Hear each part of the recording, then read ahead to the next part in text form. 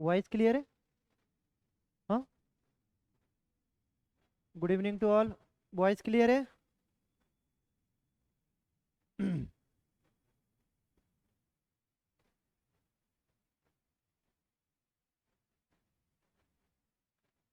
एक बार ब्रीफ कर देता हूँ अभी तक जो हम लोगों ने पढ़ा है, और उसके बाद फिर आगे चल रहा हूँ एमपी जीके को लेकर। अभी तक जो हम लोगों ने पढ़ा था उसमें हम लोगों ने एमपी का सबसे पहला बेसिक पढ़ा था, मध्य प्रदेश का गठन एवं पुनर्गठन। मध्य प्रदेश का गठन किस तरीके से होता है, मध्य प्रदेश का पुनर्गठन क्या है, मध्य प्रदेश 1948 से पहले किस तरीके का था, 1 नवंबर 1956 को जो मध्य प्रदेश बना वो किस तरीके का था, और एक अभी आज की डेट में 2022 तक जो मध्य प्रदेश आप लोग देखते हो, जिस मध्य प्रदेश की हम लोग बात करते हैं, जिस मध्य प्रदेश में 52 जिले और 10 संभागें हैं, 10 संभाग हैं, वो मध्य प्रदेश किस तरीके से बना था उसकी बात हमारे यहाँ पर चली थी।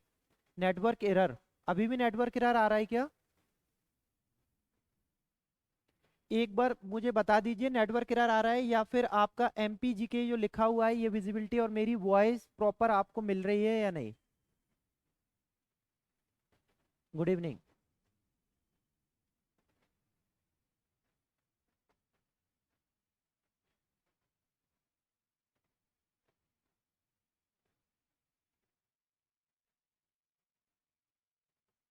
वॉइस क्लियर है?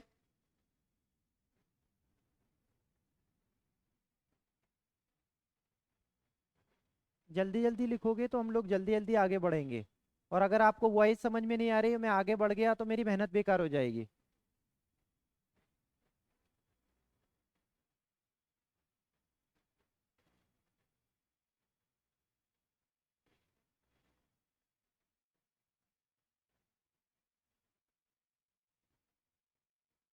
हाँ, कल क्लास होगी।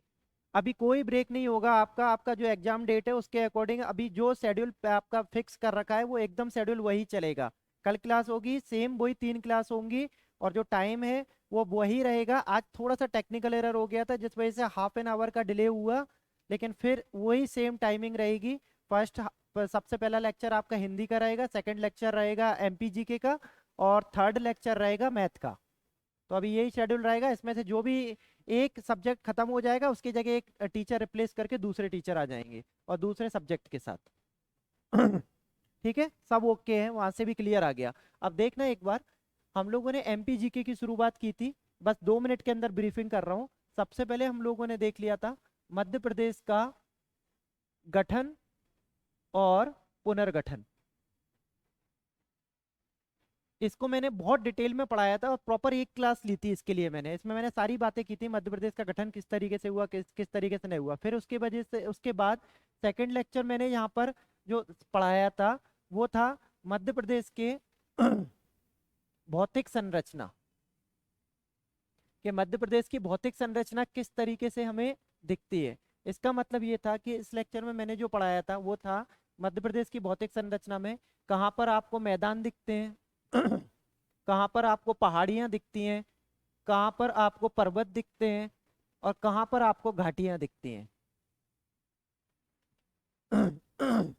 हम लोगों ने इस पे बात की थी कि मध्य प्रदेश का बहुत कम हिस्सा है यहाँ पे मैदानी क्षेत्र मिलता है। मध्य प्रदेश का पूरा टोपोग्राफी आप देखोगे तो पठारी मिलता है। आप उन पे बात करते हो बुंदेलखंड का पठार, रीवा पन्ना का पठार, मध्य भारत का पठार, मालवा का पठार, फिर बघेलखंड का पठार। कहीं पे आप बात करते हो यहाँ पर पर्वतों की तो आप बात करते हो सतपुड़ा का पर्वत, फिर आप बात करते हो विंध्याचल का पर्वत, फिर उसके अंदर सतपुड़ा के पर्वत की हाईएस्ट पीक के बारे में बात जैसे हम लोग करते हैं तो धूपगढ़, महादेव हिल, मैकाल हिल। तो इन पे हमने डिटेल में बात की थी इन सब पे, और वो कहलाता था भौतिक संरचना। और आपके एग्जाम से, एग्जाम आपके पॉइंट ऑफ एग्जाम से जो बातें हैं यहाँ पे जो प्रीलिम्स में आ सकती हैं ऑब्जेक्टिव, उन पे बात की थी कि बेसिकली किस तरीके के क्वेश्चन आपके एग्जाम में पूछे जाते हैं और प्रीवियस टाइम में किस तरीके के क्वेश्चन पूछे गए हैं। वॉल्यूम यहाँ से फुल है, एक बार आप खुद देखिए उसमें कि आपके यहाँ पे वॉल्यूम की क्या दिक्कत है। यहाँ से प्रॉपर है वॉल्यूम। ठीक है, अब आगे बढ़ रहा हूं मैं यहाँ से। थर्ड नंबर पर मैंने लिया था कल मध्य प्रदेश की नदियां, थर्ड नंबर पर। इसके अंदर हम लोगों ने क्या पढ़ा था, मैंने एक सिंपल स्टार्टिंग की थी लेक्चर की। मैंने बताया था मध्य प्रदेश में 200 से ज्यादा रिवर हैं। अगर हम लोग सारी भी कर लें तो इसकी कोई गारंटी नहीं है, एमपी कहीं ना कहीं से किसी के सेट में एक रिवर ऐसी दे देगा कि हो सकता है वो रिवर उससे बने ना। तो हमें उस क्राइटेरिया को फॉलो करना है, एक क्राइटेरिया को फॉलो करके चलना है जहां मैक्सिमम रिवर को कवर कर लें और हमारा आंसर भी गलत ना हो। तो मैंने बोला था कि 10 से 15 रिवर हम लोग पकड़ के चलेंगे, और वो 10 से 15 रिवर ऐसी होंगी जिसमें हमारी पूरी एमपी की मेन रिवर कंप्लीट हो जाएंगी। तो यहाँ पर हम लोगों ने जो बात की थी, इसके अंदर हमने सारी इंपॉर्टेंट रिवर पे बात की थी, नर्मदा से लेकर सभी अलग। नर्मदा पे बात की थी, नर्मदा के बाद सोन, ताप्ती, चंबल, केन, टोंस, फिर गंगा, यहाँ पे सॉरी वर्धा, वेनगंगा, उस सारी रिवर कल हम लोगों ने बात की थी। तो अभी तक कल तक की क्लास तक जो हमने पिछली लास्ट 2 क्लासों में डिस्कस किए हैं, वो केवल ये 3 टॉपिक डिस्कस किए हैं। और अगर इन टॉपिकों में ऑनलाइन से किसी को भी कोई दिक्कत हो तो वो इजीली मुझसे कोई भी डाउट पूछ सकता है, कहीं पर भी, कि उसे ये समझ में नहीं आया तो वो मुझसे दोबारा पूछ ले, या उसने किसी किताब में से इसके रिगार्डिंग इसके रिगार्डिंग इसके रिगार्डिंग कुछ भी ऐसा पढ़ा है जो मेरे पढ़ाने और उसके पढ़ने में कहीं पर भी कॉन्ट्राडिक्शन क्रिएट कर रहा है, तो वो वहां से भी मुझसे क्वेश्चन पूछ सकता है। और अगर कोई क्वेश्चन नहीं है तो नो डाउट लिखना फटाफट, मैं आगे बढ़ रहा हूँ। अगर कहीं से भी नहीं है, और आपको भी, आप भी, आपने भी अगर थोड़ा बहुत भी इसमें से पढ़ा है और बेसिक कॉमन अंडरस्टैंडिंग है, तो आप मुझसे पूछ लो। नहीं पढ़ा तो मैं इसको आपको बैकअप क्लासेस में कन्वर्ट कर दूंगा। ठीक है, इसके लिए एक बैकअप क्लासेस लूंगा मैं, 2.5 से 3 आवर की, तो उसमें आपको पूरा कंप्लीट करा दूंगा। ठीक है, अभी अभी भी आपको वॉइस क्लियर नहीं है क्या?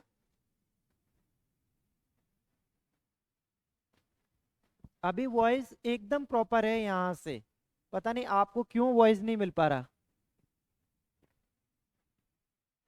अभी भी वॉइस नहीं आ रही क्या आप लोगों को?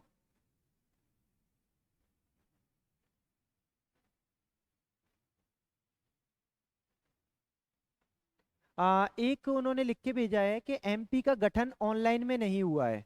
ठीक है, तो एमपी का गठन अगर ऑनलाइन में नहीं हुआ तो ठीक है, इस वाले पार्ट को छोड़ दो, मैं इसको दोबारा से रिपीट कर दूंगा। ठीक है, और अभी कर देता हूं, इसी के साथ ही चलूंगा, इसको हटा दो, एमपी का गठन को हटा दो। ठीक है, आ रही है,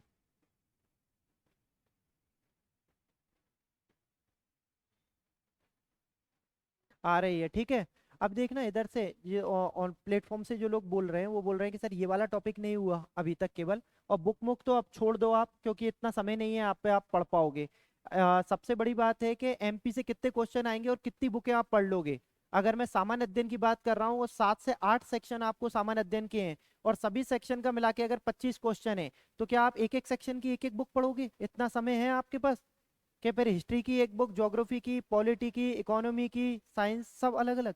हाँ, तो आप एक काम कीजिए, आपका मैक्सिमम क्वेश्चन बन जाएगा, विश्वास मानिए। आप जो क्लासें ले रहे हैं एक बार उसको रिवाइज करके चले जाना, और इसके अलावा जो नोट्स आपको यहाँ से मिलेंगे पीडीएफ फॉर्म में, वो दोनों को कंपाइल करके पढ़ लेना। वो मोर देन सफिशियंट है आपके एग्जाम के लिए। ज्यादा से ज्यादा 3 से 4 क्वेश्चन आएंगे एमपी के, ज्यादा से ज्यादा। और हो सकता है किसी के सेट में वो फंस जाए 4 से 5, और किसी के सेट में एमपीजीएस का कोई क्वेश्चन ही ना आए। सेट वाइज ही रहते हैं इनके तो हर बार।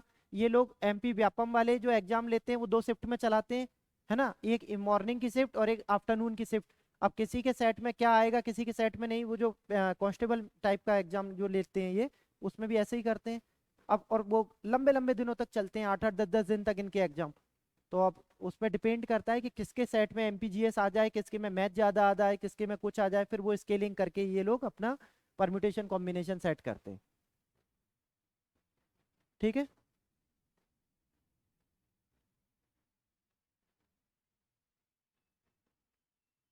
ये कोई तो बोल रहा है एमपी का गठन हो गया है यहाँ पर, फिर आप मेरा दोबारा करवाएंगे? एमपी का गठन पुनर्गठन यहाँ पे जो लिख के भेज रहे हैं वो बोल रहे हैं हो गया। मुझे लगता है शायद आप नहीं कर पाए। एक बार ना आप ध्यान देना और प्रीवियस लेक्चर पे जाना, जो प्रीवियस फाइल है, और उस पे जाकर देखना। मेरे मुझे लगता है मैंने करा दिया, मैं इतनी एमपी की क्लासें ले रहा हूँ कि मुझे भी याद नहीं है। और अगर जेन्युइनली नहीं हुआ है तो फिर मैं एक बार फिर रिपीट कर दूंगा, मैं आगे बढ़ रहा हूँ। ठीक है, तो अभी तक मैंने जो कराया ये 3 पार्ट केवल। अब मैं आगे बढ़ रहा हूँ यहाँ से, और ले रहा हूँ मध्य प्रदेश की मिट्टियाँ। ये एक बहुत सिंपल है। मध्य प्रदेश की मिट्टियां। तो हम लोग बात करते हैं मध्य प्रदेश की मिट्टियों के बारे में कि मध्य प्रदेश में कितने तरह की मिट्टी पाई जाती है। सबसे पहले तो इसका एक बेसिक सिंपल आंसर, पांच। मध्य प्रदेश में पांच तरह की मिट्टियां पाई जाती हैं। अगर इन पांच तरह की मिट्टियों की हम लोग बात करें तो सबसे पहले नंबर पर हमें जो दिखती है, सबसे इंपॉर्टेंट, वो है काली मिट्टी। ये सबसे ज्यादा। देन उसके बाद हमें मिलती है लाल एवं पीली मिट्टी। तीसरे नंबर पर हमें मिलती है जलोढ़ मिट्टी। चौथे नंबर पर हमें मिलती है कछारी मिट्टी। और फिफ्थ नंबर पर हमें मिलती है मिश्रित। अब एक बात ध्यान देना, यहाँ पर अलग अलग किताबें अलग अलग लोग पढ़ते हैं। कोई कोई दूसरी बुक पढ़ता है, कोई दूसरी बुक पढ़ता है, कोई किसी के नोट्स पढ़ता है अलग अलग जगह पर एमपी के लिए, जिसको डेप्थ में एमपी और ज्यादा डेप्थ में पढ़ना होता है एमपी पीएससी टाइप के एग्जाम देने के लिए। हम लोग सिंपल बात कर रहे हैं कि अगर आप कोई भी कहीं पर भी देखोगे मध्य प्रदेश में पांच तरह की मिट्टियां पाई जाती हैं। ये तीन पे तो सभी किताबें एक समान है। कहीं कहीं किताबों में आपको इस कछारी की जगह पे लैटेराइट मिट्टी मिल जाता है, क्या लैटेराइट मिट्टी पाई जाती है। लेकिन मध्य प्रदेश में लैटेराइट नाम की मिट्टी नहीं होती। लैटेराइट मिट्टी अगर ऑल ओवर इंडिया में ज्योग्राफिकल बेस पे अगर आप उठा के देखो तो आपको लैटेराइट मिट्टी मिलेगी कहाँ पर, केरल और कर्नाटक के कोस्टल एरियाज में, जो पश्चिमी घाट का एरिया कहलाता है। मध्य प्रदेश में लैटेराइट मिट्टी नहीं मिलती। मध्य प्रदेश में मिलती है हमें कछारी मिट्टी। तो कछारी मिट्टी, और एक होती है जिसको हम लोग बोलते हैं मिश्रित मिट्टी। तो इस तरीके से हम लोग अगर देखें तो मध्य प्रदेश में पांच तरह की मिट्टियां हमें देखने को मिलती है। जलोढ़ मिट्टी वो मिट्टी होती है, मैं अभी और डिटेल में इसको लेके चलूंगा। जलोढ़ मिट्टी वो मिट्टी होती है जो नदियों के द्वारा अवसादों के जमाव के साथ में बनती है। मतलब नदियां जहां से भी जा रही हैं वो चट्टानों को काटने के बाद में जो अवसादों का निक्षेपण करती हैं, उन अवसादों के निक्षेपण से बनने वाली मिट्टी जलोढ़ मिट्टी कहलाती है। क्लियर? अब ये पांच मिट्टियां हैं यहाँ पर। हम लोग इसको मैप पे देख लेते हैं पहले तो।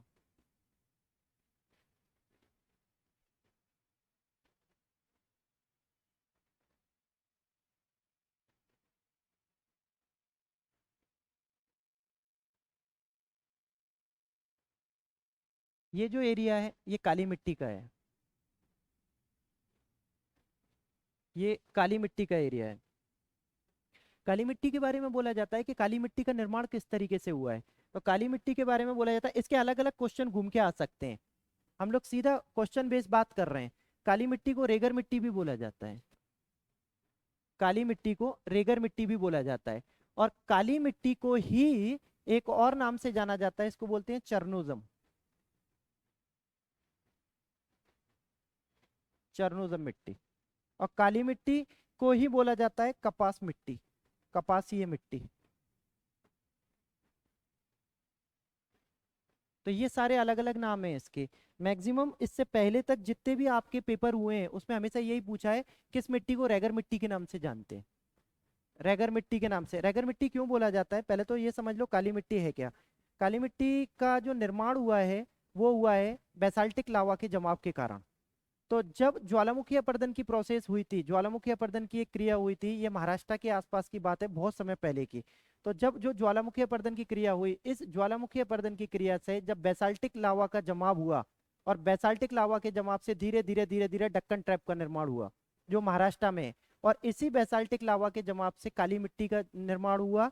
और यही काली मिट्टी आपको मध्य प्रदेश के ये इस पूरे के पूरे वेस्टर्न वाले पार्ट में, और वेस्टर्न के साथ में साउथ वाले पार्ट में मिलती है। अगर इसी काली मिट्टी को अगर आप थोड़ा सा और डिटेल में पढ़ेंगे तो आपको पता चलेगा कि पूरे मध्य प्रदेश में ये काली मिट्टी तीन अलग अलग प्रकार में पाई जाती है। एक काली मिट्टी को बोलते हैं गहरी काली मिट्टी, दूसरी काली मिट्टी को बोला जाता है साधारण काली मिट्टी, और तीसरी काली मिट्टी को बोला जाता है छिछली काली मिट्टी। इंग्लिश में इसकी डेफिनेशन होती है northern black soil, deep black soil, और तीसरे नंबर पे बोला जाता है लेयर्ड ब्लैक सॉइल। बस ब्लैक सॉइल की एक लेयर्ड है।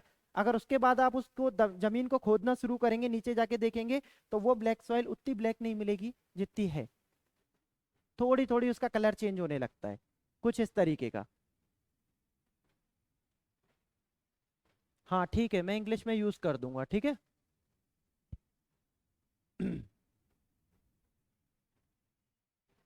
ठीक है, मैं इसको रिपीट कर दूंगा और उसको इतना इतना बॉदर फील मत करो उसको लेकर। मैं आगे बढ़ के अभी आगे बढ़ रहा हूँ मैं, उसके बाद मैं उसको एक बार फिर कर दूंगा। तो यहाँ पर एक बात चल रही है काली मिट्टी की। काली मिट्टी के परसेंटेज की अगर बात करें तो 47% एरिया एक्वायर्ड करता है तीनों का मिलाकर। ठीक है, आप तो बस केवल इतना याद रखो, काली मिट्टी एक टाइप है, वेस्टर्न वाले एरिया में पाई जाती है। काली मिट्टी के कुछ स्पेसिफिक नाम होते हैं, और वो स्पेसिफिक नाम है यहाँ पर रेगर मिट्टी, चरनोजम और कपासीय मिट्टी। और अगर मध्य प्रदेश में इसका क्षेत्रफल पूछा जाए तो सबसे ज्यादा क्षेत्रफल इसी मिट्टी का है, 47%। दूसरे नंबर पर जो मिट्टी आती है उस मिट्टी को हम लोग बोलते हैं लाल एवं पीली मिट्टी। लाल एवं पीली मिट्टी, ये लाल एवं पीली मिट्टी कौन सी मिट्टी होती है अगर इसके बारे में बात करें? ये लाल एवं पीली मिट्टी मध्य प्रदेश के पूर्वी भाग में पाई जाती है। मध्य प्रदेश के पूर्वी भाग में पाई जाती है, ईस्टर्न वाले पार्ट में। और ईस्टर्न वाला पार्ट मतलब मैं बात कर रहा हूँ यहाँ पे बघेलखंड का पठार, इस वाले पार्ट में। तो बघेलखंड और बघेलखंड के आसपास का जितना भी एरिया है, इस सब एरिया में आपको जो मिट्टी मिलेगी वो लाल और पीली मिट्टी मिलेगी। इस मिट्टी की विशेषता क्या होती है? इस मिट्टी में फेरिक ऑक्साइड की मात्रा सबसे ज्यादा होती है। फेरिक ऑक्साइड की मात्रा सबसे ज्यादा होती है। फेरिक ऑक्साइड मतलब यहाँ पे जो बात चल रही है लोहा, लोह तत्व की मात्रा सबसे ज्यादा होती है, और इसी के कारण इसका रंग लाल पीला होता है। और अगर इसके परसेंटेज की बात करें तो इसका परसेंटेज है 37% एरिया। इतना एरिया, इतना एरिया इस मिट्टी का मध्य प्रदेश के अंदर है। ठीक है, तीसरे नंबर पे यहाँ जो मिट्टी मिलती है नॉर्दर्न वाले पार्ट में ऊपर, इस मिट्टी को बोला जाता है जलोढ़ मिट्टी। जलोढ़ मिट्टी, आपने पूछा सर जलोढ़ मिट्टी होती क्या है? नदियों के द्वारा बहाकर लाए गए अपसादों के निक्षेपण से बनी हुई मिट्टी कहलाती है जलोढ़ मिट्टी। जलोढ़ मिट्टी को इंग्लिश में बोला जाता है alluvial soil, that soil which is basically the deposition, the sedimentary deposition of the reverse. तो रिवर्स के द्वारा बहाकर लाया गया सेडिमेंट्री डिपोजिशन का एक पूरा का पूरा जो बोलते हैं हम लोग एक ढेर बनता है, एक सारा, उसको यहाँ पर बोला जाता है एल्यूवियल सॉइल। Alluvial soil. तो एलुवियल सॉइल जलोढ़ मिट्टी का निर्माण होता है नदियों के द्वारा बहाकर, मतलब नदियां हैं, रिवर फ्लो कर रही है, उसने कहीं पे अपना इरोजन किया, अलग अलग जगह पे अपरदन किया। इरोजन के बाद में जो सेडिमेंट है, उस सेडिमेंट का एक जगह से लेकर यहाँ से ट्रांसपोर्टेशन किया, ट्रांसपोर्टेशन के बाद दूसरी जगह पे ले जाके उसका डिपोजिशन कर दिया। तो डिपोजिशन के साथ में क्या होता है, जलोढ़ मिट्टी alluvial soil is basically known as a different different name. कहीं पर इसको बांगर के नाम से जाना जाता है, कहीं पर इसको खादर के नाम से जाना जाता है। तो हम लोग अगर सिंपल बात करें एक ही वर्ड में तो स्टैंडर्ड वर्ड है जलोढ़। और जलोढ़ मिट्टी मतलब नदियों के द्वारा बहाकर लाई जाने वाली मिट्टी। नदियां कहाँ से लाती हैं? बरसातों से जो नदियां फुल हो जाती हैं तो उसके बाद वो बाढ़ के मैदान से फ्लो करती हुई आगे बढ़ती हैं, तो उसकी बात चल रही है।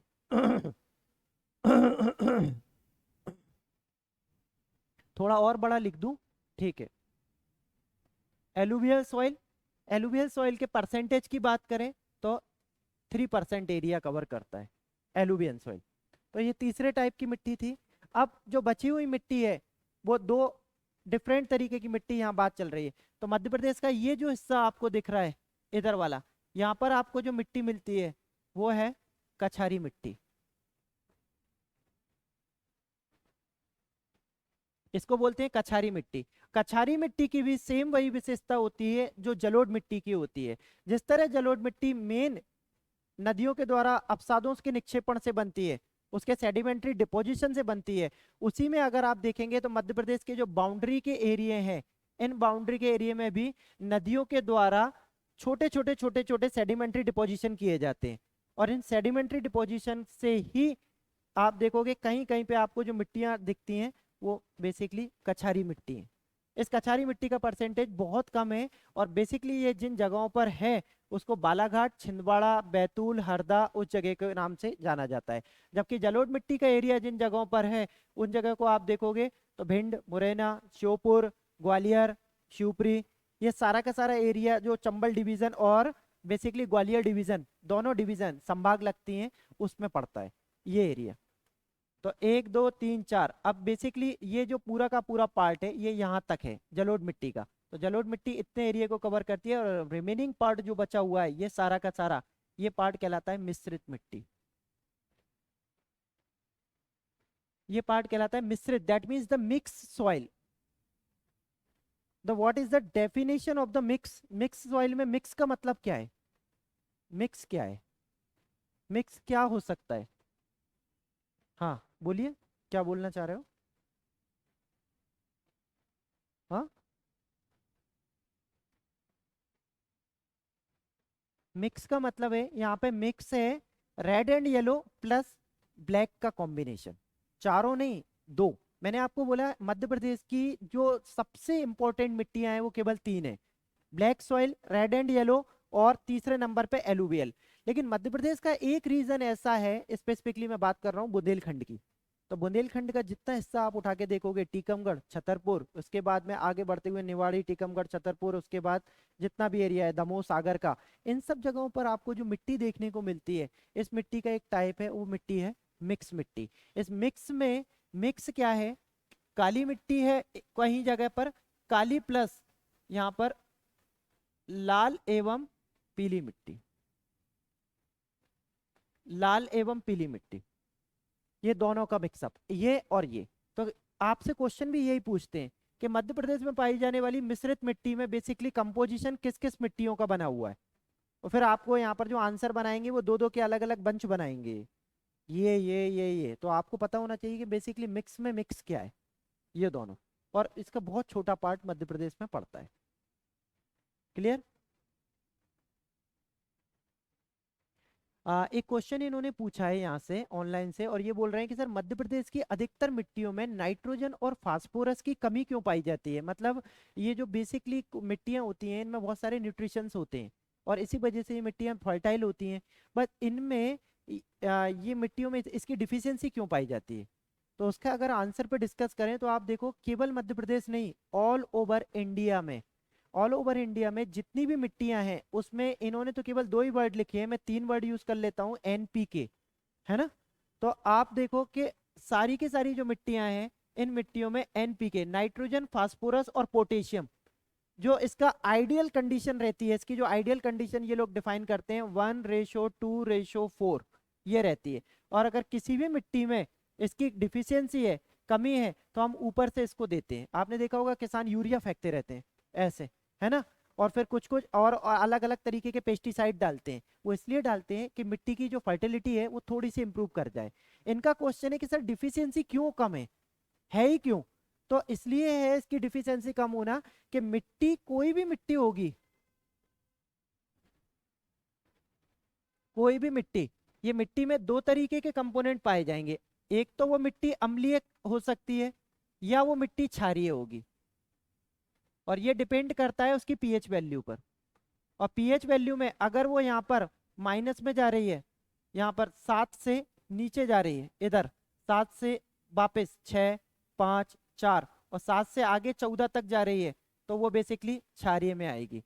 अब अगर हम लोग मध्य प्रदेश की मिट्टियों के बारे में बात करें, तो जितनी मिट्टियां मैंने आपको बताई, केवल जलोढ़ मिट्टी को छोड़ दो, सारी मिट्टियों का नेचर एसिडिक नेचर है, अम्लीय नेचर है। और अम्लीय नेचर बेसिकली जहाँ पे जो बात चल रही है, जैसे मैंने बोला काली मिट्टी, तो काली मिट्टी में भी आप देखोगे 5.5 से लेकर 6.5 के बीच का पीएच रहता है।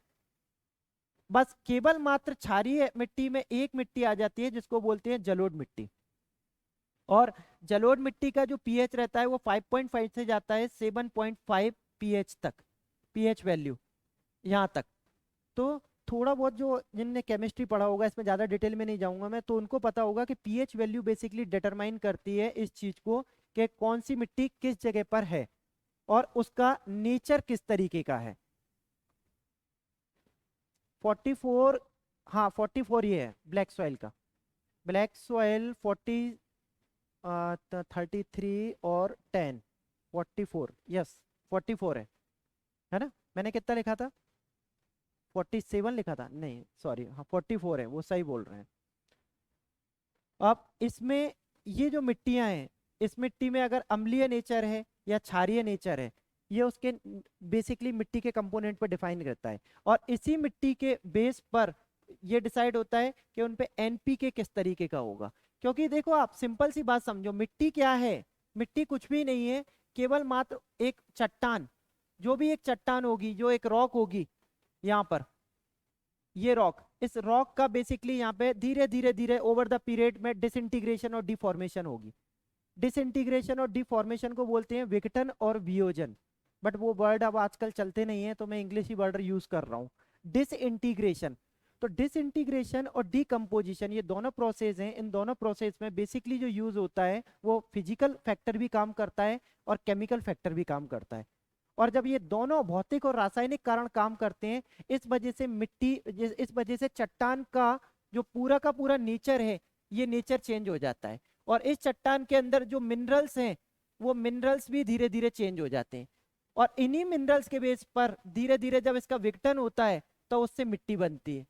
तो इसीलिए आप देखो कि मिट्टियों में अधिकतर केसेस में आप देखोगे कि एनपीके की कमी हो जाती है। दूसरा रीजन इनके क्वेश्चन का, कि इन्होंने पूछा एनपीके कम क्यों होता है, ये तो है नेचुरल रीजन, प्राकृतिक कारण। दूसरा कारण है मानवीय कारण।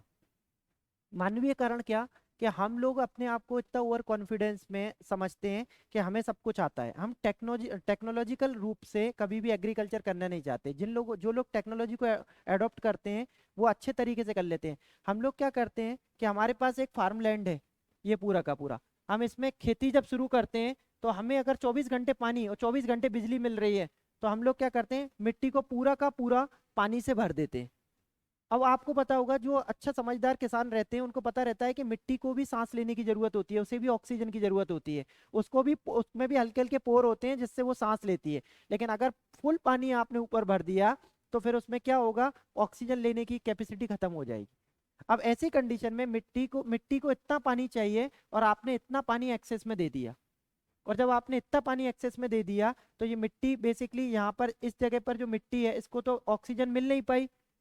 अब उसकी वजह से क्या हुआ, यहाँ पर हो रही है सनलाइट, और जब सन की रेडिएशन डायरेक्ट इस पे पड़ रही है, सन की रेडिएशन, तो ये जो एक्स्ट्रा वाटर है, जो एक्सेस वाटर है, ये तो इवेपोरेट हो जाएगा सारा, वाष्पोत्सर्जन हो जाएगा इसका।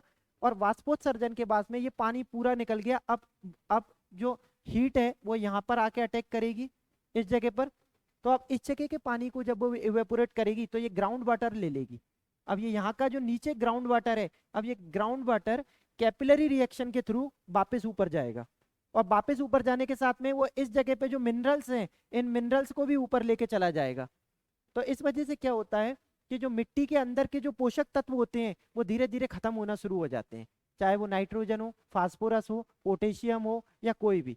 तो आप देखो ओवर द पीरियड, आप 10, 5, 20 साल तक तो उस मिट्टी को अच्छे से यूज कर लोगे। ओवर द पीरियड के बाद में उस मिट्टी की क्वालिटी कम होना शुरू हो जाती है। और जब मिट्टी की क्वालिटी कम होना शुरू हो जाती है, तब फिर वो ये आप आर्टिफिशियल काम करते हो, फिर ऊपर से एनपीके डाल रहे हो आप, फेंक फेंक के। तो वो उससे जुड़ा हुआ है। नहीं, बैच की टाइमिंग वही टाइमिंग है जो अभी तक डिसाइड हो चुकी है, ठीक है। क्योंकि और भी अलग अलग बैचेस चल रहे हैं, तो बैच की टाइमिंग वही रहेगी जो इन लोगों ने पहले से ही रखी है। बाकी आपको बैच के रिगार्डिंग अगर कोई भी कंफ्यूजन है, तो आप उसमें एक मैसेज लिख के, वहीं पे जिसको आप यूज कर रहे हैं, वो डायरेक्टर के लिए आप एक मैसेज ड्रॉप कर दीजिए। तो वो आपको फर्दर कम्युनिकेट कर देंगे कि वो आगे क्या ले रहे हैं डिसीजन। तो अभी तो बैच का टाइमिंग यही है। क्लियर है यहाँ पर? आपको कोई डाउट है?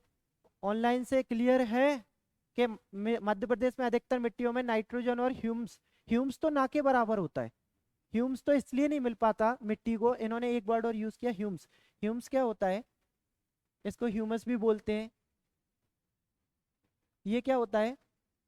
जो मिट्टियां होती हैं, ये ह्यूम्स मिट्टियों को है ना बहुत ज्यादा फर्टाइल बना देता है। ये क्या होता है, पेड़ पेड़ और पौधे रहते हैं, पेड़ और पौधों की जो पत्तियां रहती हैं, सड़ी गली पत्तियां जो नीचे गिरना शुरू हो जाती हैं, ये नीचे गिरने के साथ जब जमीन पे गिरती हैं, तो इसके साथ में क्या होता है, जमीन के जो छोटे छोटे यहाँ पर जो फैक्टर रहते हैं, बैक्टीरिया, कवक, फंगी, ये क्या करते हैं, मिट्टी के साथ में इसका इमल्सिफिकेशन कर देते हैं।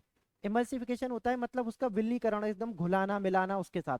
तो इससे क्या होता है, जैसे केंचुए आपने देखा होगा, वो धरती के अंदर से बाहर आते हैं, बाहर आके अंदर जाते हैं, तो वो क्या करते हैं, मिट्टी को बेसिकली घुमाते रहते हैं, उसका रोटेशन करते रहते हैं। तो इससे क्या होता है, मिट्टी फर्टाइल बनती रहती है। लेकिन हमारे यहाँ पर अधिकतर जगहों पर आप देखो कि मैक्सिमम सारी मिट्टियां जितनी भी हम देखेंगे, उसमें ये ह्यूम्स ना के बराबर मिलता है, एक्सेप्ट, मात्र एक्सेप्ट जलोढ़ मिट्टी को छोड़कर। थोड़ा सा, थोड़ी बहुत मात्रा ह्यूम्स की अगर देख लो तो मिल जाएगी, अदरवाइज सारी मिट्टियों में ह्यूम्स की कमी रहती है। इसलिए आप देखो इनकी इनकी कमी को पूरा करने के लिए हम लोग एक नया टेक्निक यूज करते हैं जिसको हम बोलते हैं बायो ऑर्गेनिक फार्मिंग। बताएं क्या बोल रहे हैं। हाँ हाँ, बात केचुए की नहीं है, बात केचुए की नहीं, केचुए तो सब जगह पाए जाते, केचुए रिएक्शन कैसे करेंगे। केचुओं को भी तो रिएक्शन कराने के लिए कुछ चाहिए ना, आपने केचुओं को तो उठा लिया, ठीक है, लेकिन केचुए अकेले तो काम नहीं कर पाएंगे ना, कोई भी एक फोर्स अकेली काम तो नहीं कर पाएगी, बहुत सारी फोर्सेस मिलके काम करती हैं। जैसे मान के चलो एक जगह पे यहाँ पर बहुत सारे पेड़ लगे हुए हैं और इसी जगह पे ये फार्म है। अब ये फार्म के सारे पेड़ यहाँ पर गिरना शुरू हुए, पत्तियां, लीफ यहाँ पर, फिर उसके साथ अलावा यहाँ पे बैक्टीरिया है, यहाँ पे कवक है, यहाँ पे और भी डिफरेंट तरीके के अलग अलग माइक्रो ऑर्गेनिज्म है। और वो माइक्रो ऑर्गेनिज्म फिर इनके साथ में रिएक्शन कर रहे हैं और फिर इसके बाद में ये मिट्टी का इमल्सिफिकेशन हो रहा है, तो इससे इस जगह की मिट्टी प्रॉपर प्रोडक्टिव बन रही है। लेकिन मैक्सिमम जगह पे आप देखो हमारे यहाँ पर आपको हर मिट्टी में नाइट्रोजन, फास्फोरस, पोटेशियम और ह्यूम्स की कमी ही मिलेगी। क्लियर है।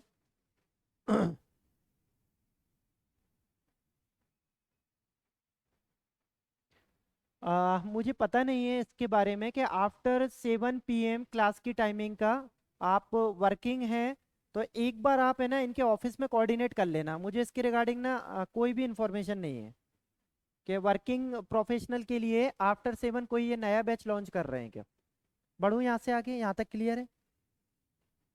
अब एक बात और देख लेना फिर से कि ये 5 मिट्टियों की बात चली थी, ठीक है, यहाँ पर ये 46 के आसपास कितना था इन्होंने जो बताया था, 43, 36, 33 और 10, ठीक है, 44, सही है, 33 और 10, 44 के आसपास। हम लोग देखते हैं 33 नॉर्मल ब्लैक सॉइल है, 7 है क्या कहते हैं डीप ब्लैक सॉइल, और 3% है वो जिसको हम बोलते हैं छिछली काली मिट्टी। तो इस तरीके से बेसिकली 44% इसका प्रॉपर बनता है। क्लियर है ये पांचों मिट्टियाँ, ठीक है। और इन पांचों मिट्टियों के बाद का ये पूरा प्रोसेस, ये तो खैर क्वेरी थी वहां से तो इसलिए हमने डिस्कस कर ली थी। अब हम यहीं से आगे बढ़ रहे हैं, एक छोटा सा लास्ट पार्ट मिट्टियों के बाद, फिर मिट्टियों को यहीं वाइंड अप कर रहा हूँ, और वो है सॉइल इरोजन। इंग्लिश में लिख दूं, कोई इश्यू तो नहीं है कि हिंदी में लिखूं, लिखूं सॉइल इरोजन, मृदा अपरदन बोलते हैं इसको, ठीक है। सॉइल इरोजन दो तरीके से होता है, आप बस केवल टर्मिनोलॉजी समझ लो, उसी बेसिक अंडरस्टैंडिंग से हो सकता है अगर क्वेश्चन आया तो बन जाएगा हमारा। यहाँ पे सॉइल इरोजन की बात करते हैं तो एक सिंपल बात चलती है, मृदा का क्षरण किस तरीके से होता है, डिग्रेडेशन, इसके लिए वर्ड यूज किया जाता है डिग्रेडेशन। और यहाँ पर है मृदा का अपरदन, और यहाँ पर वर्ड यूज कर रहा हूं इरोजन। दोनों वर्डों में क्या डिफरेंस है, दोनों वर्डों में कुछ ना कुछ लेस हो रहा है, कुछ डिफिशियंसी हो रही है, कुछ कमी हो रही है। किस चीज की कमी हो रही है, ये कमी हो रही है डिग्रेडेशन के अंदर, मृदा क्षरण के अंदर क्वालिटी, मृदा की क्वालिटी डिग्रेड हो रही है, और इसके अंदर मृदा की क्वांटिटी डिग्रेड हो रही है। बात समझ में आ रही है, सुनना। मृदा दो तरीके से प्रभावित होती है, एक तरीके से हम लोग सिंपल वर्ड यूज कर देते हैं, अरे यार मिट्टी का कटाव हो रहा है, मिट्टी का कटाव हो रहा है, हम general language slang language use करते हैं। तो मिट्टी का कटाव क्या, मिट्टी का कटाव दैट मीन्स मृदा का अपरदन, और मृदा के अपरदन को बोलते हैं मृदा का इरोजन, सॉइल इरोजन। तो इसमें क्या होता है, मिट्टी की क्वांटिटी कम होती है, एक जगह से मिट्टी को सरका के कोई भी फोर्स, चाहे वो फोर्स पानी हो सकता है, वाटर, ठीक है, रनिंग वाटर नदी के रूप में, या फिर वो फोर्स यहाँ पर एयर हो सकती है, वायु, या वो फोर्सेस यहाँ पे एनिमल हो सकते हैं, छोटे छोटे जो जीव जंतु होते हैं, ये रोज अपनी एक्टिविटीज में एक जगह से एक चीज को उठा के दूसरी जगह रखते हैं। तो ओवर द पीरियड अगर आप देखो 50 साल, 100 साल, 200 साल में, तो उन्होंने एक जगह के स्पेस को खाली करके दूसरी जगह बना दिया। तो आप देखो किसी ना किसी रूप में आप देखोगे तो मृदा की क्वांटिटी कम हो रही है, और यहाँ पर क्या हो रहा है, इस जगह पे मृदा डिग्रेड हो रही है, मतलब मृदा एक जगह पर है, वो उतनी ही मृदा है, लेकिन मृदा की प्रोडक्टिविटी कम हो गई, मृदा की क्वालिटी कम हो गई। जैसे इन्होंने ऑनलाइन से एक क्वेश्चन पूछा कि सर मृदा में नाइट्रोजन, ह्यूम्स, फास्फोरस ये क्यों कम है, तो जिस वजह से भी कम है उस पर हमने बात कर ली, लेकिन इस कमी का प्रभाव आपकी फसल पे तो पड़ेगा। आप कब तक पेस्टिसाइड डालोगे, कितने पेस्टिसाइड डाल लोगे, 10 साल, 20 साल, 5 साल? एक दिन ऐसा आ जाएगा आज के समय में जो पंजाब और हरियाणा में सारी की सारी मिट्टियों के साथ हो गया, आप जाके देखोगे तो पता चलेगा पंजाब में ये हालत है इतना पेस्टिसाइड डालने के बाद कि पंजाब की फसलों में कार्सियोजेनिक फसलें हो गई, कैंसर से जनित है। और वहां पे मैक्सिमम लोगों को कैंसर जो हुआ है उन्हें खुद नहीं पता कि हमें कैंसर कैसे हो गया, बट वो स्लो पॉइजन के रूप में जो क्रॉप वो यूज कर रहे थे, क्योंकि आप जो क्रॉप यूज करोगे बनाओगे वही तो खाओगे। आप चावल, गेहूं, अनाज जो भी कर रहे हो वही तो स्लो पॉइजन के रूप में आपकी बॉडी में जा रहा है। तो आप देखोगे वहां से एक कैंसर ट्रेन स्पेशल चलती है पंजाब से दिल्ली के लिए। तो हम लोग जो बात कर रहे हैं वो क्या है, ये डिग्रेड होना, क्वालिटी का डिग्रेड होना, मतलब क्वालिटी, इसके जो इंपॉर्टेंट एनपीके थे वो एनपीके ओवर द पीरियड धीरे धीरे धीरे धीरे डिग्रेड होना शुरू हो गए, और डिग्रेड होते होते उसकी क्वालिटी डिग्रेड हो गई। मतलब जितनी मृदा थी उतनी ही है, लेकिन उसी मृदा में एक किसान अगर 5 कुंटल अपना कल्टीवेशन करता था, तो अब वो धीरे धीरे, उसको खुद को नहीं पता चला 25 साल में क्या हो गया, अब वहां से उसकी प्रोडक्टिविटी 3 कुंटल रह गई, उसको यही नहीं पता क्या हुआ क्या नहीं हुआ। तो गवर्नमेंट इसके लिए क्या करती है, सॉइल हेल्थ कार्ड, है ना, सेंट्रल गवर्नमेंट ऑफ इंडिया ने अलग अलग तरीके निकाले हैं कि भैया। हम्म। हाँ, तो भोपाल का मुझे आइडिया नहीं है, होगा निश्चित, बट मैं अगर एक सिंपल बात करूं कि यहाँ पर होता क्या है, तो यहाँ पे गवर्नमेंट ऑफ इंडिया ने अलग अलग तरीके के निकाले हैं कि भैया किसान के लिए 24x7 उसने कॉलिंग शुरू कर दी कि आप तो कॉल करके पूछ लो जो भी आपको दिक्कत है, ठीक है, बट आप इतना रैंडमली और क्या कहते हैं अनसाइंटिफिकली एग्रीकल्चर मत करो कि आपकी मिट्टी डैमेज हो जाए। तो ये मिट्टी की क्वालिटी को डिग्रेड करने वाली बात है, और ये मिट्टी की क्वांटिटी को डिग्रेड करता है। अगर हम इसकी बात करते हैं तो ये 3 तरीके का होता है। इसमें पहले बोलते हैं हम लोग शीट इरोजन, पहला होता है जिसको हम बोलते हैं शीट इरोजन। शीट मतलब एक परत का जाना।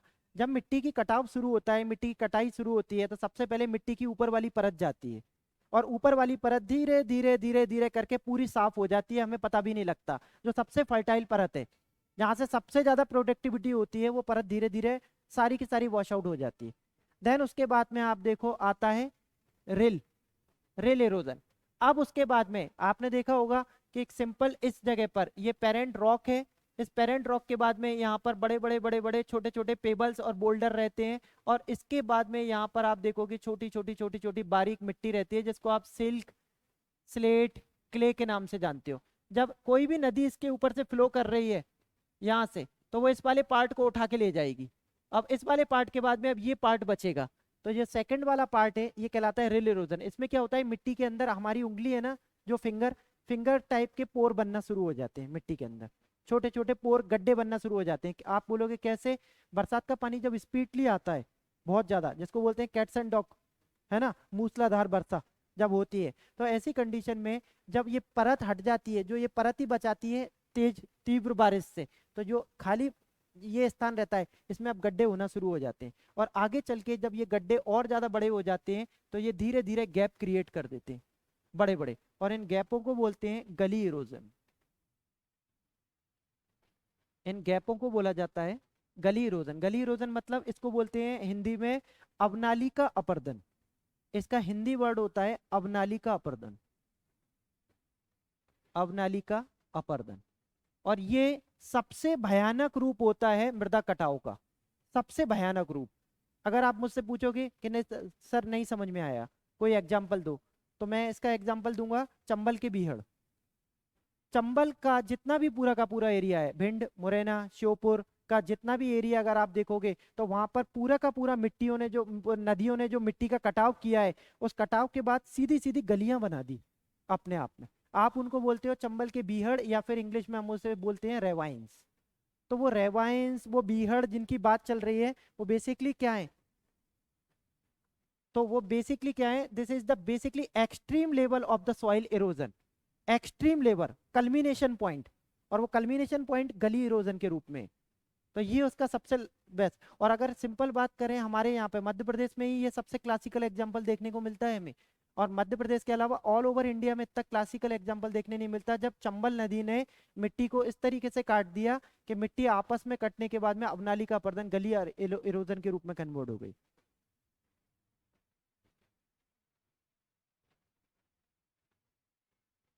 ठीक है, बढ़े आगे, यहाँ तक कोई दिक्कत?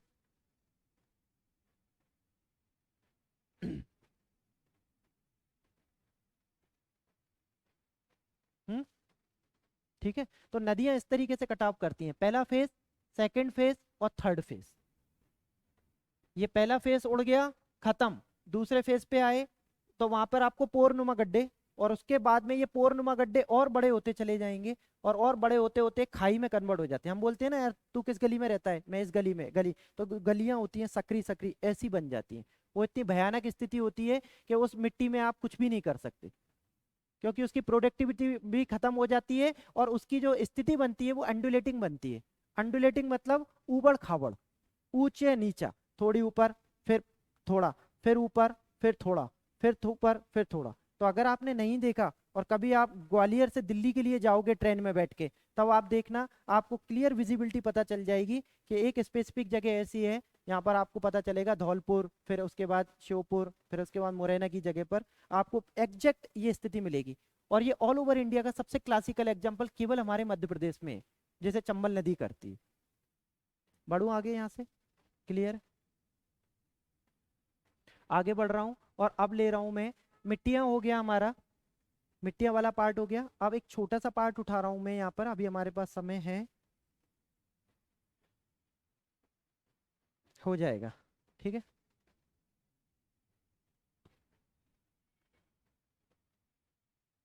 मध्य प्रदेश की जलवायु,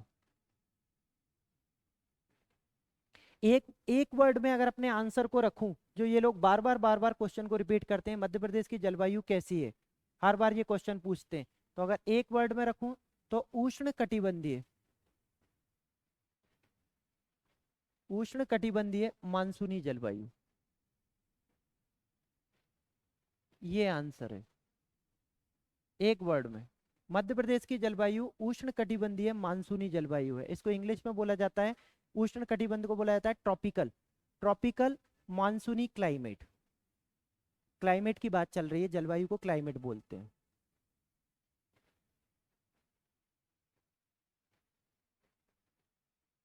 उष्ण कटिबंधीय ट्रॉपिकल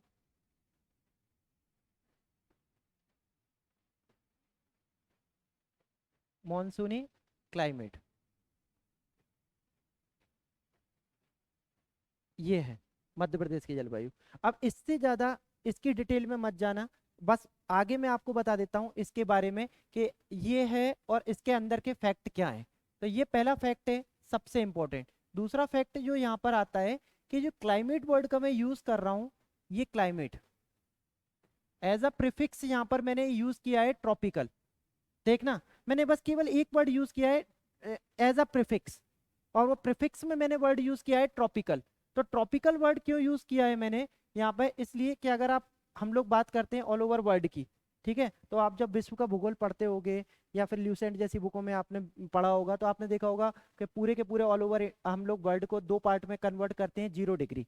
इस 0 डिग्री को आप इक्वेटर बोलते हो, है ना। इक्वेटर के ऊपर ऊपर का पार्ट है नॉर्दर्न हेमिस्फीयर और नीचे का पार्ट है सदर्न हेमिस्फीयर। फिर इसके बाद आप इसको दोबारा से और डिवाइड करते हो 23.5 में, 23.5 में। तो यहाँ से यहाँ तक का ये सारा का सारा जो पार्ट होता है, ये सारा का सारा, इसको हम लोग बोलते हैं क्या, ट्रॉपिकल, ट्रॉपिकल क्लाइमेट सारा। तो इस वजह से यहाँ से यहाँ तक का पार्ट, मतलब 0 से लेकर 23.5, और बल्कि मैं बात करूंगा 0 से लेकर 30 तक का, ये सारा पार्ट ट्रॉपिकल क्लाइमेट में आता है। सबसे पहला जो लेक्चर मैंने लिया था उसमें कुछ भी नहीं कराया था, केवल एक सिंपल ब्रीफिंग चल रही थी कि मध्य प्रदेश का लॉन्गिट्यूड लैटिट्यूड क्या होता है। तब मैंने यहाँ पर बात की थी, अब मैक्सिमम लड़कों को वो रटा हुआ होता है। तो यहाँ पर जो बात चली थी वो बात चली थी कि अगर मध्य प्रदेश को आप इस तरीके से लेते हो यहाँ पर, और मध्य प्रदेश के यहाँ से यहाँ तक की स्थिति और यहाँ से यहाँ तक की स्थिति को देखो, तो आपको पता चलेगा 21 डिग्री 6 मिनट से लेकर 26 डिग्री 30 मिनट की स्थिति। ये डिग्री का साइन है, ये मिनट का साइन है। तो आप देखो 21 से लेकर 26 तक, और यहाँ पर आप उठा के देखो 0 से लेकर 30 तक, तो मैं बोल रहा हूँ कि 0 से 30 का ही पार्ट ट्रॉपिकल है, तो हमारा मध्य प्रदेश तो उसके बीच में ही आ जाता है ना। तो इसीलिए मध्य प्रदेश के हर जगह पर, चाहे आप मध्य प्रदेश के वनस्पति पढ़ रहे हो, मध्य प्रदेश का फॉरेस्ट पढ़ो, या फिर मध्य प्रदेश का कोई भी चीज पढ़ो, या मध्य प्रदेश का टेम्परेचर पढ़ रहे हो, या फिर मध्य प्रदेश से किसी रिलेटेड कोई भी चीज पढ़ रहे हो, क्लाइमेट पढ़ रहे हो, उन सब में आपको जो क्लाइमेट दिखेगा वो ट्रॉपिकल दिखेगा। तो ट्रॉपिकल अंडरस्टूड है, ठीक है, ट्रॉपिकल वाला वर्ड अंडरस्टूड है। बढ़ो आगे। अब क्लाइमेट में दो फैक्टर काम करते हैं सबसे ज्यादा, सबसे इंपॉर्टेंट। किसी भी जगह के क्लाइमेट, किसी भी जगह की जलवायु को प्रभावित करने वाले दो फैक्टर सबसे ज्यादा इंपॉर्टेंट होते हैं। एक फैक्टर है वहां का तापमान, और दूसरा फैक्टर है वहां की वर्षा। तो पहले फैक्टर को बोलते हैं टेम्परेचर, और दूसरे को बोलते हैं प्रेसिपिटेशन, वर्षा। तो यहाँ पर हम लोग जो बात कर रहे हैं वो पहला फैक्टर है तापमान, और दूसरा फैक्टर है वर्षा। ये दोनों मिलकर बेसिकली प्रभावित करते हैं किसी भी जगह के क्लाइमेट को। आप कहोगे सर कैसे? तो एक सिंपल लैंग्वेज में अगर बात करूं, तो किसी भी एक जगह का जो तापमान होता है, उस तापमान से डिसाइड होता है कि उस जगह का प्रेशर कितना होगा। तापमान दो तरीके का हो सकता है, या तो हाई प्रेशर बनेगा या फिर लो प्रेशर बनेगा। बहुत ज्यादा गर्मी होगी, या फिर टेम्परेचर सडनली डाउनफॉल हो जाता है, तो बहुत ज्यादा हमको ठंडी लगने लगती है ना। और ये बेसिकली होता कब है? ये होता है बेसिकली ऋतु परिवर्तन के कारण। 0 डिग्री, ये 0 डिग्री, ठीक है। इस 0 डिग्री से, अब इस 0 डिग्री पे 21 मार्च को सन एकदम यहां पर दिखता है 0 डिग्री पे एकदम। तो मतलब आप लोग बोलते हो 21 मार्च चल रहा है, इसका मतलब 12 घंटे का दिन, 12 घंटे की रात। अब यहां से सूर्य धीरे धीरे उत्तरायण करता है, नॉर्थवर्ड जाता है, ठीक है, ठीक है, ओके। हाँ, मध्य प्रदेश से टीओसी निकलती है, मैं उसको अभी यूज कर दूंगा, ठीक है। और मैं अभी हिंदी यूज कर रहा हूँ। तो यहाँ पर बेसिकली जो बात चल रही है वो बात चल रही है 0 डिग्री, इसको आप बोलते हो इक्वेटर, विषुवत रेखा, है ना। अब यहाँ से हम लोग जो बात कर रहे हैं 21 मार्च से हम आगे आगे बढ़े, तो आगे आगे बढ़ते हैं हम लोग, तो देखते हैं यहाँ पर 23 डिग्री, 23.5 डिग्री, 23.5 डिग्री, जिसको आप लोग बोलते हो कर्क रेखा, है ना। ये कर्क रेखा, इस कर्क रेखा पर यहां से जब सन उत्तरायण करता है, तो इस कर्क रेखा पर ये 21 जून को पहुंच जाता है। 21 जून को, 3 महीने लगते हैं इसे, मार्च से अप्रैल, मई और जून, 3 महीने में ये हमारे मध्य प्रदेश के पास पहुंच जाता है सनलाइट। हम लोग बात करें ऑनलाइन से, वो लिखते हैं कि सर एक ट्रॉपिक ऑफ कैंसर उनने भी पढ़ा है, और ट्रॉपिक ऑफ कैंसर मतलब यहाँ बात चल रही है इसकी, ये tropic of cancer Madhya Pradesh की भी 14 जिलों से होकर गुजरता है ना। वो रतलाम, रतलाम के बाद राजगढ़, वहां से लेता हुआ हमने पहली क्लास में पढ़ा था, और वहां से लेकर फाइनल शहडोल तक मध्य प्रदेश की 14 जिलों को काटती है ट्रॉपिक ऑफ कैंसर। अब ये बेसिकली 14 जिले जो हैं, ये जून में सबसे ज्यादा हीट जनरेट करते हैं, क्योंकि सबसे ज्यादा गर्मी पड़ती है, सन एकदम एकदम सर के परपेंडिकुलर आता है, एकदम परपेंडिकुलर, तो ऐसा लगता है इतनी ज्यादा गर्मी है। तो आप देखो कि टेम्परेचर की स्थिति की अगर हम बात करते हैं, तो टेम्परेचर, हाई प्रेशर और लो प्रेशर, ये बेसिकली डिपेंड करता है टेम्परेचर के ऊपर, कि कहाँ पर हाई प्रेशर होगा, कहाँ पर लो प्रेशर होगा। और कभी भी हवाओं का जो मूवमेंट होता है, कोई भी हवाएं जब चलती हैं, वो हाई प्रेशर से हमेशा लो प्रेशर की तरफ चलती है। मतलब हाई प्रेशर मतलब एक ऐसा एरिया जहाँ पे हवाएं सब तरफ से भरी हुई हैं यहाँ पर। अब जब हवाएं बहुत ज्यादा भरी हुई हैं, तो वो यहाँ से बाहर निकलना चाहती हैं, और बाहर निकलने के केस में अब वो यहाँ से भागना शुरू करती हैं, इस तरीके से। तो बेसिकली ये इस पे डिपेंड करता है कि तापमान किस तरीके का होगा। मध्य प्रदेश के कॉन्टेक्स्ट में अगर हम लोग बात करें, मध्य प्रदेश के संदर्भ में अगर हम बात करें, तो तापमान का फैक्टर जो मध्य प्रदेश में क्लाइमेट को निर्धारित करता है, वो कुछ इस तरीके का है, एकदम सिंपल, वो कुछ इस तरीके का है। मध्य प्रदेश में सबसे ज्यादा तापमान हमें मिलता है गंज बासोदा, मध्य प्रदेश में सबसे ज्यादा तापमान गंज बासोदा, और इसमें एक समय पे जो टेम्परेचर गया था 48 डिग्री सेल्सियस, इतना टेम्परेचर गया था। लेकिन वहीं पर अगर मैं कम तापमान की बात करूं, तो वो कम तापमान का हिस्सा है शिवपुरी, ये मिनिमम कम टेम्परेचर वाली जगह है। और यहाँ पर जो टेम्परेचर गया था वो गया था -4 डिग्री सेल्सियस। सिपरी का जो टेम्परेचर है इंटरनल अगर बात करते हैं तो वो बेसिकली दूसरी जगह के मुकाबले ठंडा रहता है। इसीलिए सिंधियाओं ने उसे अपनी ग्रीष्मकालीन राजधानी बनाई थी। ग्रीष्मकालीन मतलब समर की। क्या? क्या? हाँ, पचमढ़ी में क्या शीतकालीन? हाँ, ऐसे ही सो कोल्ड बोलते हैं, लेकिन ऐसा कोई ऑफिशियली अनाउंसमेंट नहीं किया है गवर्नमेंट ने कि वो वहाँ पर कुछ ऐसा करते हैं। ये सिंधिया डायनेस्टी ने इसको ग्वालियर में, चूंकि किला है, ग्वालियर बहुत ज़्यादा गर्म रहता है, तो इसकी वजह से उन्होंने उसके नियर का जो जगह रखी शिवपुरी, तो वो उसको उन्होंने अपनी समरकालीन क्या कहते हैं यहाँ पे एज ए कैपिटल बना के रखते थे वो। मतलब फॉर द टाइमिंग थोड़ा सा टाइम स्पेंड करते थे अपना रिक्रिएशन का, थोड़ा एंजॉयमेंट का टाइम, बस उससे जुड़ा हुआ है। अब सुन, ध्यान से सुनना यहाँ पर। इन्होंने एक क्वेश्चन लिखा है, वो बोल रहे हैं, वो थोड़ा सा आगे बढ़ गए, हम लोग अभी तक उस पर पहुंचे नहीं। मध्य प्रदेश में वो बोल रहे हैं सर ग्वालियर का जो टेम्परेचर है वो उपोष्ण है या उष्ण है। ठीक है, मैं इसको थोड़ा सा बाद में उठाऊंगा, पहले मैं बात कर लूं कि टेम्परेचर की बात चल रही है। तो टेम्परेचर, तापांतर क्या होता है? तापांतर एक वर्ड का यूज, दो तापों के बीच का अंतर, उसे बोलते हैं तापांतर। अब आप कहोगे सर दो ताप क्या? एक सबसे हाईएस्ट और एक सबसे लोएस्ट।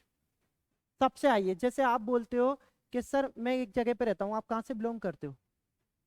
आप सीहोर से बिलोंग करते हो। आपने सीहोर के तीनों सीजन देखे होंगे, रेनी सीजन, विंटर सीजन और उसके बाद में समर सीजन। तो आपको पता होगा कि सर समर में यहाँ पे पीक टेम्परेचर कितना पहुंचता है और विंटर में कितना डाउनफॉल करके कब तक नीचे पहुंचता है। और इन दोनों के बीच का जो आप गैप निकालते हो साल भर में, उसे बोलते हैं basically temperature in variation. Temperature का वेरिएशन मतलब तापों के बीच का अंतर। और अगर इस तापांतर की हम लोग बात करते हैं, इस तापांतर की, कि तापांतर कितना होता है, तो तापांतर के लिए बेसिकली वर्ड यहाँ पर सबसे ज्यादा तापांतर अगर आपको मिलेगा ऑल ओवर पूरे के पूरे मध्य प्रदेश में बात करूं, तो सबसे ज्यादा ग्वालियर में मिलेगा। ग्वालियर मतलब ग्वालियर और उसके आसपास का सारा एरिया। अब ये तापांतर क्यों ऐसा मिलेगा ग्वालियर में? अगर आप ग्वालियर और उसके आसपास का हिस्सा उठा के देखोगे, दतिया, ग्वालियर, इन जगहों पर गर्मी में आप जाके देखोगे, तो आज के समय में भी इस समय पे जो गर्मियां पड़ती हैं 47, 48, कभी कभी 50 क्रॉस कर जाता है। ठीक है, अब ये डाटा गंज वासोदा का तो पुराना है और यही अभी भी अधिकतर बुकों में चल रहा है, तो एमपी भी इसी को इंटरटेन करती है, तो इसीलिए इसको लिखा है। लेकिन आज ग्लोबल वार्मिंग की वजह से अगर आप देखो तो 47, 48 नॉर्मल हो गया। राजस्थान जैसे गंगानगर वगैरह में तो 50, 50 क्रॉस हो जाते हैं। लेकिन अगर यहाँ पे ग्वालियर में बात करें तो पीक समय पे हम लोग देखें तो यहाँ पे 45 तक पहुंच जाता है, 45 ही रख लें मात्र। और अगर ग्वालियर की पीक ठंडे अगर आप उठा के देख लो सिंपल, तो आप देखोगे ये माइनस में भी चला जाता है। तो आप देखो कि एक आदमी गर्मियों में 45 में रह रहा है और सिमिलर वही वही व्यक्ति ठंडों में आके 3 डिग्री और कभी कभी माइनस भी चला जाता है उसमें रह रहा है, तो उसकी साइकोलॉजी, उसकी मेंटेलिटी पे क्या प्रभाव पड़ता होगा? वो क्लाइमेट को इतनी जल्दी अडॉप्ट ही नहीं कर पाता और मैक्सिमम टाइम उसका क्लाइमेट को अडॉप्ट करने में ही वेस्ट हो जाता है। तो किसी भी जगह के रहने वाले व्यक्ति पर उसके क्लाइमेट का सबसे ज्यादा इफेक्ट पड़ता है। इन्होंने क्वेश्चन पूछा कि सर ग्वालियर का टेम्परेचर को हम लोग किस तरीके का रख सकते हैं, उष्ण, उपोष्ण, ये कुछ वर्डों का यूज किया था इन्होंने। तो एक जो उष्ण वर्ड यूज किया था वो होता है ट्रॉपिकल, और उपोष्ण जो किया था वो होता है सब ट्रॉपिकल। तो यहाँ पर ग्वालियर का जो ये टेम्परेचर है ये होता है उपोष्ण। इस पे दो तीन फैक्टर काम करते हैं, मैं आगे इससे ज्यादा डेप्थ में जाना नहीं चाहता, क्योंकि अगर मैं क्लाइमेट ही पढ़ाने लगा तो प्रॉपर डेडिकेटेड एक क्लास चली जाएगी। ठीक है, कुपोषण का रीजन है ग्वालियर में बहुत सारे अलग अलग फैक्टर हैं। ग्वालियर में बेसिकली जो क्लाइमेट यूज किया जाता है वो होता है, एक क्लाइमेट का नाम होता है महाद्वीपीय क्लाइमेट, महाद्वीपीय जलवायु। और ये महाद्वीपीय जलवायु एक ऐसी जलवायु होती है जहाँ पे चारों ओर से जो एरिया पूरा का पूरा घिरा होता है, मतलब लैंडलॉक से घिरा हुआ है, यहाँ पे कोई दूसरा सोर्स नहीं है। और इसके अलावा ग्वालियर पे एक इफेक्ट डालते हैं किला, फोर्ट। तो इस वजह से ग्वालियर में जो टेम्परेचर, जो हीट होता है वो एक्स्ट्रा जनरेट करता है, क्योंकि कोई भी किले फोर्ट जो होते हैं ये सब पत्थरों के बने होते हैं, और पत्थरों पर जो रेडिएशन होता है उससे और ज्यादा हीट इमर्जन होता है इस वजह से। ठीक है, गंज बासोदा के बारे में पूछ रहे हैं कि सर गंज बासोदा हमेशा हीट रहा है, सबसे गर्म रहा है, कि केवल एक ही बार उसका टेम्परेचर कभी ऐसा गया था? तो एमपी गवर्नमेंट ने जो डाटा इन्होंने निकाले थे उसमें शायद हो सकता है उन्होंने एवरेज टेम्परेचर निकाला हो कभी। तो मैक्सिमम समय से कई पिछले 5-7 साल से मैं जो देख रहा हूँ वो यही है, तो इसमें कोई अपडेशन नहीं किया इन लोगों ने, इसी को रखा है। तो चाहे वो एवरेज से निकाला हो या फिर एक बार गया हो, लेकिन ये मानते हैं उसको गंज बासोदा ही है। गंज बासोदा हाईएस्ट और शिवपुरी लोएस्ट। गंज बासोदा हाईएस्ट, शिवपुरी लोएस्ट। और आपका एक आंसर एक फॉर्म में तो यही निकल गया केवल। और अगर ये क्वेश्चन आता है ये, तो आप इसको थोड़ा सा क्या समझ के यूज करना कि किस जगह का पूछ रहा है। कि मध्य प्रदेश में अगर क्वेश्चन पूछता है कि मध्य प्रदेश के किस जगह का तापांतर सबसे ज्यादा है सबसे कम है, तो पहले उस जगह की स्थिति को समझ लेना। वहां के दोनों टेम्परेचर मतलब पीक का दिसंबर जनवरी का, और उसके बाद दूसरे पीक का जून जुलाई का। तो जून जुलाई मतलब सबसे ज्यादा गर्मी, और दिसंबर जनवरी मतलब सबसे ज्यादा ठंड। इन दोनों के बीच का जो वेरिएशन निकलेगा वो कहलाता है तापांतर। क्लियर है? बढ़ू आगे।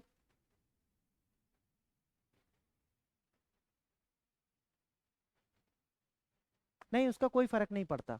ये बोल रहे हैं कि सर मुरैना ग्वालियर राजस्थान की बाउंड्री से लगा हुआ है, उसका कोई फर्क पड़ता है? ऐसा कुछ भी नहीं है। अगर उसकी बाउंड्री से लगा भी हुआ है तो जो बाउंड्रियां हमारे साथ में लगती हैं वो बेसिकली कौन सी हैं? कोटा, झालावाड़ और चित्तौड़गढ़, ये सब। लेकिन अगर आप पीक उठा के देखो तो राजस्थान का पीक भी जाता है कहाँ पर? बीकानेर और गंगानगर, वो एरिया जो बेसिकली लगता है हरियाणा के साथ में। हरियाणा के साथ में, ठीक है? तो उसका उससे कोई रीजन नहीं है, उसका उससे कोई लेना देना नहीं है।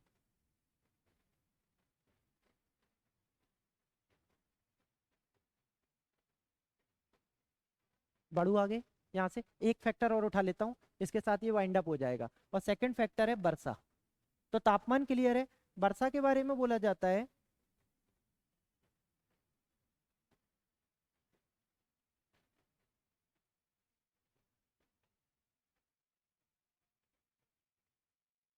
देखना दूसरा फैक्टर, कि ये वर्षा किस तरीके से मध्य प्रदेश के जलवायु को प्रभावित कर रही है। एक सिंपल लैंग्वेज में बात करूं, आपसे क्वेश्चन पूछा जाता है, प्रीवियस ईयर के क्वेश्चन जब उठा के देखोगे, मध्य प्रदेश में औसत वार्षिक वर्षा कितनी होती है? तो अगर ऐसा क्वेश्चन पूछा जाता है तो सटीक रटा हुआ आंसर है 112 सेंटीमीटर। ठीक है, औसत वार्षिक वर्षा। हम लोग वर्षा की बात कर रहे हैं, और इसको इंग्लिश में बोला जाता है प्रेसिपिटेशन। अब अगर वर्षा की बात की जाए कि औसत वार्षिक वर्षा कितनी है, औसत, तो ये हो जाएगी 112 सेंटीमीटर। ये औसत वार्षिक वर्षा। और औसत कैसे निकलता है? औसत निकलता है सारे कई सालों का देखकर एवरेज। जैसे एक साल में 3 ऋतुएं होती हैं, है ना? मैंने बोला सर्दी, गर्मी और बारिश, तीन। रेनी सीजन, विंटर सीजन और एक जो है समर सीजन। अब एक साल देखा इन्होंने कि एमपी में इतनी बारिश हुई, दूसरी साल देखा इतनी बारिश, तीसरी साल इतनी बारिश, तो 5-10 साल का एक एवरेज निकाला। और उसके बाद देखा कि एमपी में क्लाइमेट जब आता है, मानसून जब आता है, तो इतनी बारिश तो देकर जाता है। और उसके बेस पे इन्होंने निकाला कि 112 सेंटीमीटर के आसपास बारिश होती है। अब जब मानसून आता है, जब मानसून आता है क्लाइम, हाँ बोलो।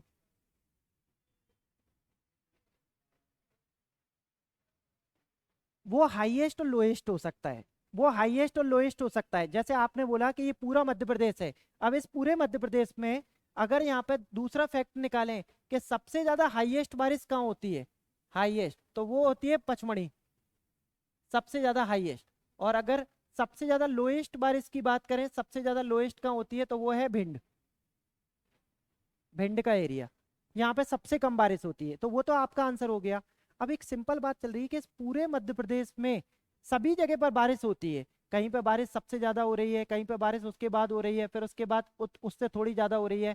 ये सबसे हाईएस्ट है, उसके बाद ये कम, फिर ये हाईएस्ट, और धीरे धीरे धीरे धीरे करके अब इन जगहों पर बारिश कम होना शुरू हो जाती है। तो ये सारे एमपी का पूरा जो कैलकुलेशन इनने किया वो निकाला इन्होंने औसत के रूप में। और आपने जो बात की वो है एक जगह और एक जगह इसकी। तो आपको बस लास्ट पॉइंट यहाँ पे ध्यान रखना है बारिश का, कि मध्य प्रदेश में बारिश यहाँ से भी होती है, जिसको आप बोलते हो अरब सागर से आने वाला जो ब्रांच है दक्षिण पश्चिमी मानसून का, यहाँ से भी बारिश होती है। और मध्य प्रदेश में यहाँ से जो शाखा आ रही है बंगाल की खाड़ी, यहाँ से भी बारिश होती है, दोनों जगह से। आपसे बस सिंपल याद रखना है वो क्या, कि किस जगह से ज्यादा होती है। तो मध्य प्रदेश में दोनों ब्रांचेस से पानी आ रहा है। जब मानसून पीक पर आता है तो वो दोनों ब्रांचेस से पानी लेकर मध्य प्रदेश में आता है, और मध्य प्रदेश में एंट्री होती है यहाँ से भी और यहाँ से भी, लेकिन सबसे ज्यादा पानी आता है बंगाल की खाड़ी से, सबसे ज्यादा। और ये दोनों ब्रांचें आकर जबलपुर के पास में इंटरसेक्ट हो जाती हैं, और उसके बाद में आप देखो जबलपुर और उसके नीचे का जितना एरिया है वहाँ पे मैक्सिमम बारिश होती है। और उसके बाद जैसे जैसे हवाओं में से नमी खत्म होती जाती है, उनका जो उनकी जो ह्यूमिडिटी है वो रिलीज होती जाती है, तो हवा हल्की होती जाती है, ऊपर उठती है। और ऊपर उठने के साथ साथ आप देखो यहाँ पे धीरे धीरे ये मॉइस्चर कम होता जाता है, और यहाँ पर आपको वर्षा कम मिलेगी, कम वर्षा। और इन जगहों पर आपको देखो अधिक वर्षा मिलेगी। अधिक वर्षा मतलब अगर बेसिकली बात करें तो वो जो आप बोल रहे थे पचमढ़ी, है ना, और उसके अलावा आप बोल रहे हैं बालाघाट, छिंदवाड़ा, इन जगहों पर आपको दोनों ब्रांच से पानी मिल रहा है, तो सबसे ज्यादा बारिश। उसके बाद में जब धीरे धीरे ह्यूमिडिटी खत्म हो जाती है तो ऊपर पानी पानी पानी पानी कम होने लगता है। ग्वालियर, भिंड, मुरैना, दतिया, इन जगहों पर आप जाके देखोगे तो आपको ना के बराबर बारिश मिलेगी, जबकि सेम उसी सीजन में इंदौर, उज्जैन, बैतूल, हरदा, इन जगहों पर आपको कंटिन्यूअस बारिश मिलेगी। Are you getting my point? Clear है? भिंड, गोहद सबसे कम, उन्होंने भी लिख के भेज दिया है ना, जो हम लोगों ने यहाँ लिखा। इतने ही रखें आज, कल कर लें, ठीक है? आप भी लेट हो जाओगे पहुँचते पहुँचते। कल मिल रहे हैं ऑनलाइन से भी, ठीक है? और टाइमिंग 1:30 से। एक अनाउंसमेंट है, और वो अनाउंसमेंट है कल आपकी क्लास ऑनलाइन 1:30 से स्टार्ट होगी, ठीक है? और 1:30 से सेम तीनों लेक्चर चलेंगे कंटिन्यूअस। फिर रिपीट कर देता हूँ, 1:30 से कल क्लास स्टार्ट होगी आपकी, ये सेम पटवारी वाले बैच की। क्लियर? Thank you.